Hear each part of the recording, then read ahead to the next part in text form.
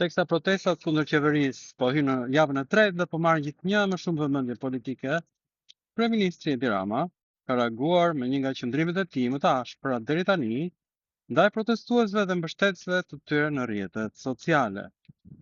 Reagimi i kreut të qeverisë vjen vetëm një ditë mbasi në koncertin e këngëtarit Ylli Limani u dëgjuan thirrje si Rama jepet dorëheqje. Ndërsa më pas në rrjetet sociale po zhvillua një debat i fortë politik rreth artistit dhe pjesëmarrësit të tij në aktivitet.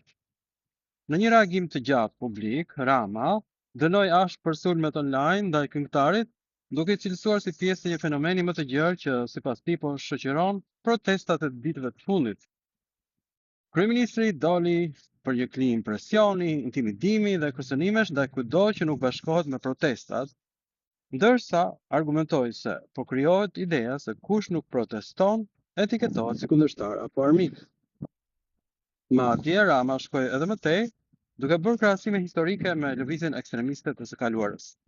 Ai përmendi skuadrat e zeza të Benito Mussolinit në Itali, militantët nazistë në Gjermani dhe organizatën ekstremiste greke Agimi Art, duke paralajmëruar për rrezikun që sipas tij sjell fryma e përjashtimit dhe presionit ndaj mendimit ndryshe.